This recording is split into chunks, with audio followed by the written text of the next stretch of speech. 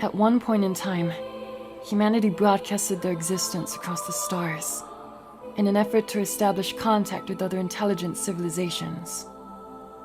Perhaps Earth's interstellar neighbors had the answers to the questions that plagued mankind. Like, how can the scourge of white chlorination syndrome be stopped? How can we finally harness magic to be used as a tool for peace, rather than a weapon of mass destruction? Humans weren't equipped to survive in this mysterious world. But perhaps the answers might be out there, just beyond the stars.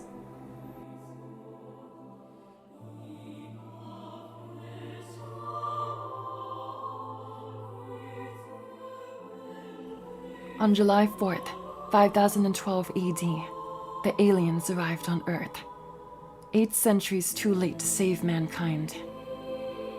Their numbers were in the millions, and they came on both flying saucers and large motherships. The saucers looked like Adamski-style UFOs, sort of like flying hats with windows on the sides.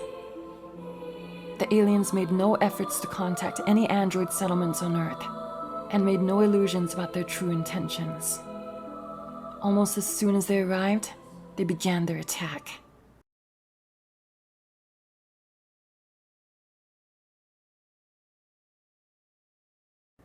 The aliens began deploying ground units to comb the terrain. They seemed to be naturally equipped to handle Earth's gravity, and didn't require any specialized hazardous terrain suits or clothing of any kind.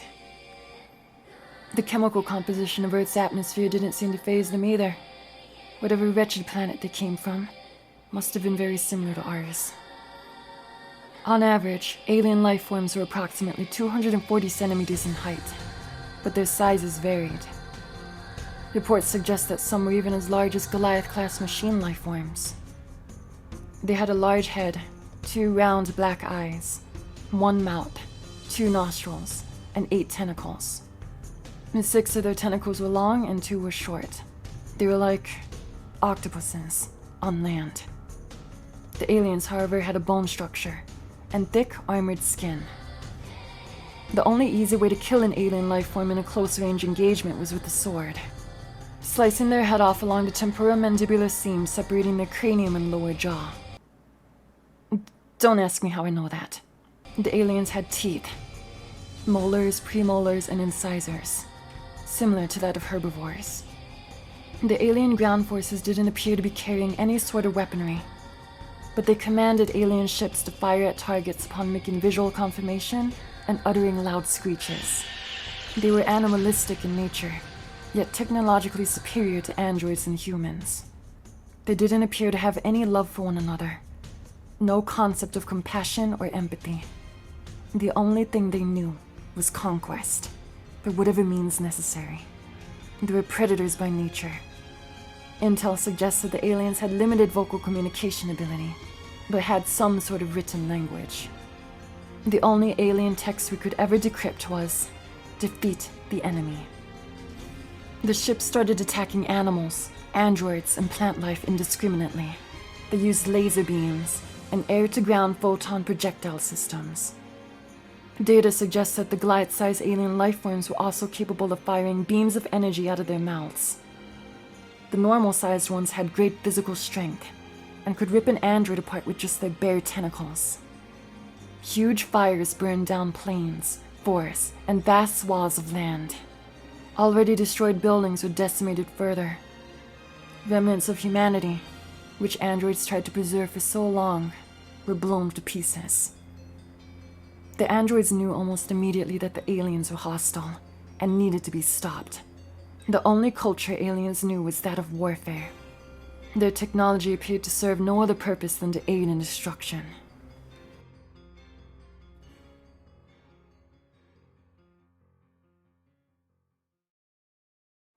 Amidst the chaos, a single alien ground troop eventually encountered him, the most dangerous being on the planet, Emil.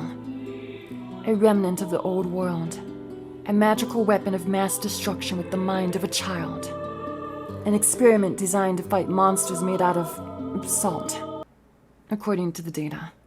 They are believed to be thousands of years old and have lost their mind a long time ago. Over the course of centuries, Emil was secluded and isolated.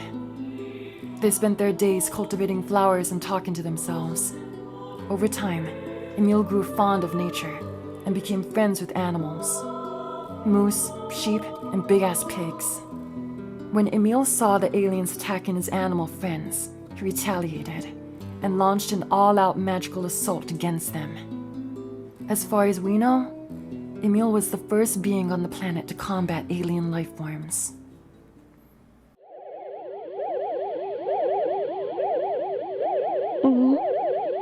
何か空を飛んでいますね。あれ、なんか筒状の光が地面に向かって伸びてきた。何かが降りてきましたよ。何ですか、タコさんみたいな人たちは。タコっていうか、なんていうか、なんというか、ハレンチかつ力強く生きり立った形は、一体どんな生き物さんなんでしょうか。こっちに来る。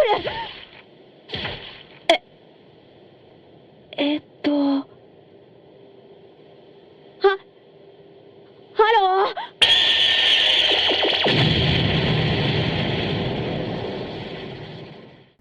The alien numbers were immense. Their ships and personnel were in the millions. Just as Emil managed to destroy one, they were just as quickly replaced by another, and there was no end in sight. The aliens just saw each other as expendable commodities, and held no value in each other's lives. Emil knew that the only way to have any chance of successfully fighting them required more numbers. And so he engaged a magic spell, Emil Copy, to clone himself. Every Emil clone wasn't the same, however. Each one was designed to counter aliens in specific combat situations. He created Emil tanks to counter ground personnel, flight unit Emils to counter flying saucers, giant Emils to counter the Goliaths. Every combat scenario you can imagine, Emil made a clone to fight it. The aliens never seen anything like him before. Emil was powerful, relentless, adaptive, and absolutely fucking insane. Emil clones were always heard yelling loud battle cries during their engagements. Kaine, Vice, absolute nonsense.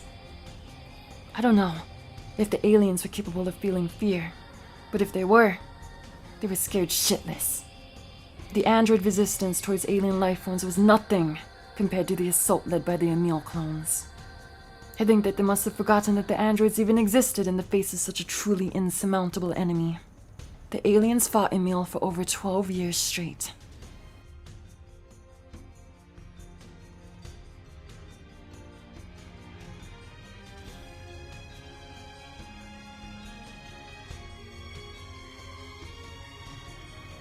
The aliens, for what they lacked in communication skills, possessed remarkable engineering abilities. They had the capability to manufacture new technology to counterattack any opposition they met. So the aliens created a new type of weapon to turn the tide of the war. This weapon was the machine lifeforms. They looked toy-like and simple, but their internal components were intricate and advanced. They were created directly in Emil's image.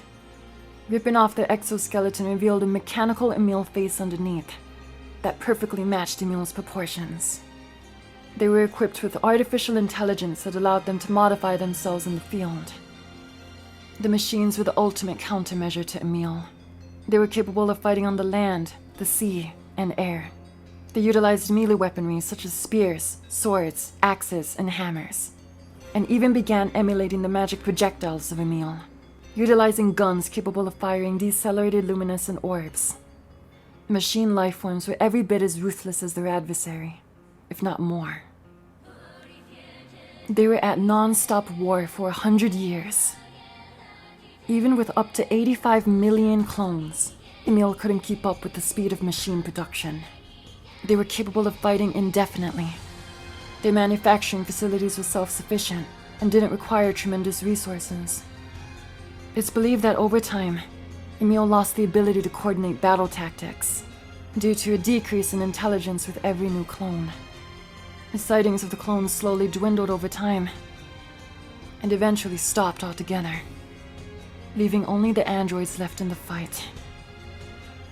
The aliens proved that evil and conquest will always crush love and compassion. A brutal lesson Earth has endured over and over again.